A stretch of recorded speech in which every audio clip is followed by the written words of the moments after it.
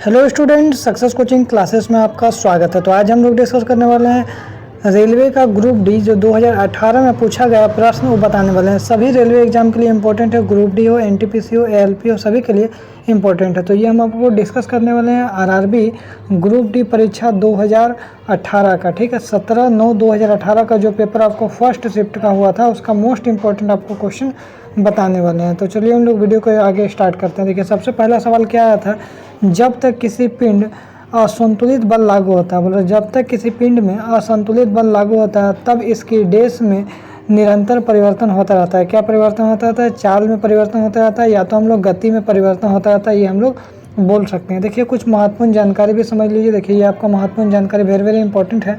जब तक एक पिंड पर असंतुलित बल लगाया जाता है तब तक इसकी गति में निरंतर क्या होता है? परिवर्तन होता रहता है।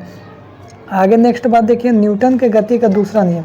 किसका यहाँ पर बात बोल रहे हैं? न्यूटन के गति के दूसरा नियम में कहा गया है कि किसी वस्तु के संवेग में, अगर किसी वस्तु का संवेग में परिवर्तन की दर बल की दिशा में लागू बल के समानुपाती होता है। क्या बोल रहा है? किसी वस्तु के संवेग में परिवर्तन और बल की दिशा में जो परिवर्तन होता है वो समानुपाती होता है। यानी F बराबर क्या हो जाएगा? हमारा ma हो जाएगा। F मतलब क्या हो जाएगा? आपको बल हो जाएगा, और m मतलब क्या हो जाएगा? पिंड का द्रव्यमान, और ये क्या हो जाएगा? उत्पादित त्वरण हो जाएगा। ये बात को बिल्कुल ध्यान रखिए। आइए सेकंड क्वेश्चन हम लोग देखते हैं। सेकंड क्वेश्चन क्या पूछा गया था? निषेचित अंडा युग्मज जिसमें समाविष्टि हो जाता है तो किसमें होता है? याद रखिएगा, गर्भाशय में होता है। तो इसका राइट आंसर गर्भाशय हो जाएगा। कुछ महत्वपूर्ण जानकारी समझ लीजिए। निषेचित अंडा या युग्मनज गर्भाशय की दीवार में प्रत्यारोपित हो जाता है, इसको हम लोग क्या बोलते हैं? अपोहन बोलते हैं। तो याद रखिए, कभी कभी आपका एग्जाम में अपोहन भी पूछ देगा तो आपको ध्यान रखिएगा। ठीक है, यह गर्भाशय की क्या होता है? परत होता है, और एंडोमेट्रियम से जुड़ा रहता है। ठीक है, आगे यदि हम लोग देखते हैं निषेचित अंडा से अगर कुछ शर्त देखिए, कुछ इंपॉर्टेंट पॉइंट देखिए। क्या बोल रहा है? निषेचित अंडा को हम लोग क्या बोलते हैं? भ्रूण भी कहा जाता है। तो ये भी आपके एग्जाम के लिए इंपॉर्टेंट है। निषेचित अंडा को क्या बोलते हैं? तो हम लोग भ्रूण भी कहा जाता है। आगे देखते हैं, गर्भाधान के बाद निषेचित अंडा कहाँ जाता है? फिलोपियन ट्यूब में जाता है, और वहाँ पर क्या होता है? गर्भाशय में हो जाता है। निषेचित अंडा गर्भाशय की दीवार में प्रत्यारोपित होने के बाद कोशिकाओं का एक बहुत बड़ा समूह बना लेता है, जिससे क्या होता है? शिशु बनेगा। आगे देखते हैं नेक्स्ट सवाल हमारा क्या बोला है। आगे देखिए क्या बोला है, निषेचित अंडा को कई नाम से जाना जाता है। ये भी आपका वेरी वेरी इंपॉर्टेंट है। निषेचित अंडा को कई नाम से जाना जाता है, जैसे आपका युग्मनज, मोरुला और ब्लास्टोसिस्ट हो गया। गर्भाशय की दीवारों पर उचित आरोपण के लिए भ्रूण एक स्वस्थ और गर्भाशय की ग्रहणशीलता पर महत्वपूर्ण है। आगे देखते हैं तीसरा क्वेश्चन हमारा क्या है, निम्नलिखित में से किस तत्व का रासायनिक प्रतीक लैटिन से लिया गया था। कौन सा तत्व है जिसका रासायनिक प्रतीक जो है लैटिन से लिया गया? तो देखिए हमारा क्या आयरन हो जाएगा। ठीक है, आयरन तो चलिए आंसर समझ में आ गया, लेकिन और इससे क्या क्या एग्जाम में इंपॉर्टेंट क्वेश्चन बनता है। देखिए कुछ महत्वपूर्ण जानकारी इसमें भी देखिए। इस तत्वों का रासायनिक प्रतीक लैटिन भाषा से लिया गया है। कौन कौन सा तत्व लिया गया है? जैसे आपका सोडियम हो गया, पोटेशियम हो गया, आपका एंटीमनी हो गया, आयरन हो गया। जैसे आयरन देखिए हमारा आंसर हो गया, तो ठीक है ना। आयरन हो गया, कॉपर हो गया, सोना हो गया, सिल्वर चांदी हो गया, टीन, मरकरी, सीसा, ये सब को हम लोग क्या लैटिन नाम से लिया गया है। ठीक है, आगे यदि हम लोग देखते हैं क्वेश्चन क्या बोल रहा है, किसी वस्तु पर कार्य करने वाला गुरुत्व बल को डैश के रूप में जाना जाता है। क्या जाना जाता है? भार के रूप में जाना जाता है। चलिए कुछ महत्वपूर्ण जानकारी को समझ लेते हैं। किसी वस्तु पर कार्य करने वाले गुरुत्वाकर्षण बल को हम लोग क्या बोलते हैं? वस्तु का भार बोलते हैं। तो देखिए वही चीज़ है, किसी वस्तु पर कार्य करने वाले जो गुरुत्वाकर्षण बल है उसको हम लोग क्या बोलते हैं? वस्तु का भार बोलते हैं, इसलिए यहाँ पर आंसर भार हो गया। गुरुत्वाकर्षण बल को हम लोग गुरुत्व बल भी कहा जाता है, तो ये भी बात को ध्यान रखिएगा। गुरुत्वाकर्षण बल को हम लोग क्या बोलते हैं? गुरुत्व बल भी बोलते हैं। और गुरुत्वाकर्षण बल के बारे में कुछ और बातें हम लोग समझ लेते हैं। पहला देखेंगे, गुरुत्वाकर्षण बल ब्रह्मांड में मौजूद किसी भी द्रव्यमान वाली वस्तु के बीच लगने वाला बल बोल रहा है। जो गुरुत्वाकर्षण जो बल है ब्रह्मांड में जितना भी वस्तु है, जितना भी द्रव्यमान वाली वस्तु है जिसमें कुछ द्रव्यमान हो उसमें लागू होता है। दूसरा बात क्या यहाँ पर बोल रहा है? यह एक आकर्षक बल है। सभी महत्वपूर्ण बातों को याद रखिएगा। गुरुत्वाकर्षण बल क्या है? एक आकर्षक बल है जो वस्तुओं को एक दूसरे को क्या होता है? खींचता है। तीसरा बात इंपॉर्टेंट क्या है? गुरुत्वाकर्षण बल की ताकत वस्तुओं के द्रव्यमान और दूरी पर भी निर्भर करता है।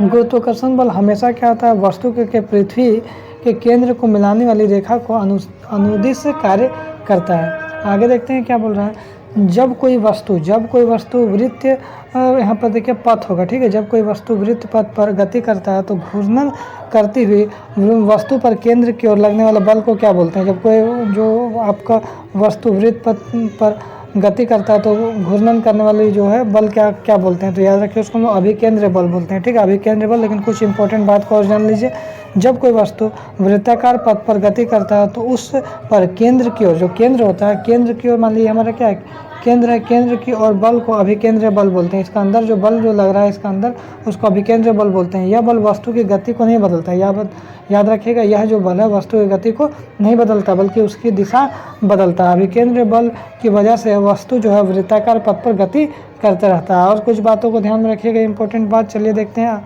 अभिकेंद्रीय बल की दिशा हमेशा वृत्त के केंद्र की ओर ही होता है। ठीक है, याद रखिएगा, हमेशा वृत्त के केंद्र की ओर होता है। अभिकेंद्रीय बल की वजह से ही इलेक्ट्रॉन जो नाभिक के चारों ओर चक्कर लगाते हैं, याद रखिएगा, अभिकेंद्रीय बल के ही वजह से इलेक्ट्रॉन जो नाभिक के चारों ओर चक्कर लगाते हैं। एग्जाम में कुछ भी क्वेश्चन पूछ सकता है। अभिकेंद्रीय बल किसी पिंड को एक समान वृत्तीय गति में बनाए रखने के लिए भी जरूरी होता है। आगे देखते हैं, बोला धातु ऑक्साइड और हाइड्रोजन का निर्माण के लिए कौन सी धातु वाष्प के साथ अभिक्रिया करता है, तो याद रखिएगा एल्युमिनियम करता है। तो कुछ इंपॉर्टेंट बात को और ध्यान रखिएगा, जो हमारा एल्युमिनियम हो गया, लोहा हो गया, जस्ता हो गया, ये सब धातु भी जो है भाप के साथ अभिक्रिया करके धातु ऑक्साइड और हाइड्रोजन बनाता है। तो ठीक है, सब बात को ध्यान रखिएगा। आगे देखिए, ठोस, द्रव और गैस तीनों रूप में पाए जाने वाला क्या है, तो याद रखिए हमारा जो जल है वो हमारा क्या ठोस में पाया जाता है, द्रव में पाया जाता है और गैस में भी पाया जाता है। आगे देखते हैं, नेक्स्ट क्वेश्चन क्या है, निम्नलिखित में से कौन सा जंतु गर्म रक्त वाला है। गर्म रक्त वाला क्या है, हमारा आंसर क्या हो जाएगा, कबूतर हो जाए। कुछ बातों को हम लोग और ध्यान रखते हैं, जैसे हमारा कुत्ता, बिल्ली,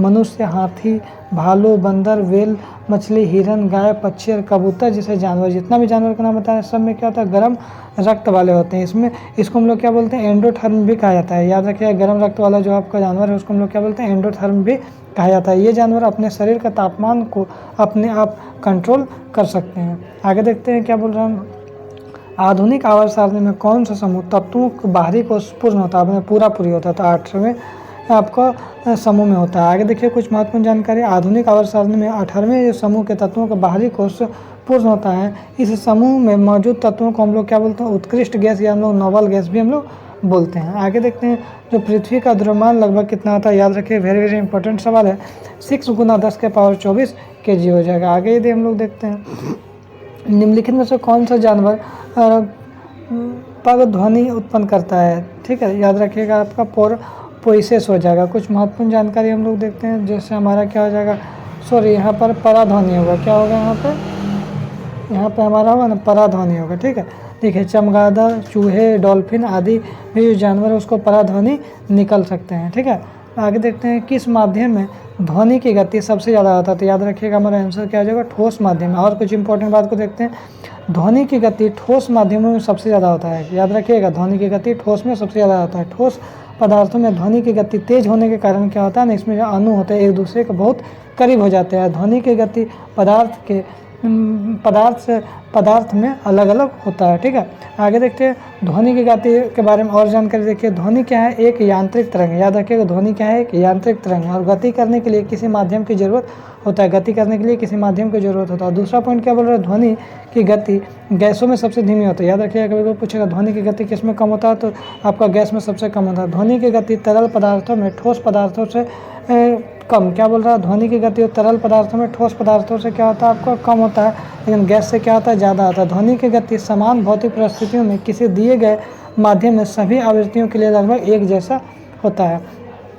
आगे देखते हैं, एक सुचालक का प्रतिरोध निम्न में से किस कारक पर निर्भर नहीं करता है, तो देखिए, निर्भर करता है तो याद रखिएगा लंबाई पर, मोटाई पर, क्षेत्रफल पर निर्भर करता है, लेकिन निर्भर किस पर नहीं करता है, तो याद रखिएगा दाब पर नहीं करता। आगे देखते हैं, क्या बोल रहा है, धोवन सोडा के एक अणु में पानी के कितने अणु उपस्थित होते हैं, तो याद रखिएगा 10 अणु उपस्थित होते हैं। देखिए, याद रखिएगा, धावन सोडा या हम लोग इसको वाशिंग सोडा के अणु में पानी के 10 अणु होते हैं। इसका आणविक सूत्र बोलिएगा या रासायनिक सूत्र बोलिएगा तो Na2CO3.10H2 हो जाएगा। ठीक है, तो इसमें हमारा जितना, और आगे कुछ इंपॉर्टेंट बातें यहाँ पर देखिए, धावन सोडा को हम लोग क्या बोलते हैं, सोडियम कार्बोनेट भी हम लोग कहते हैं। वाशिंग सोडा में पानी जो है क्रिस्टल के रूप में क्या होता है, मौजूद होता है। वाशिंग सोडा बनाने के लिए निर्जलीय सोडा कार्बोनेट या सोडा एस में पानी मिलाया जाता है। सोडियम कार्बोनेट को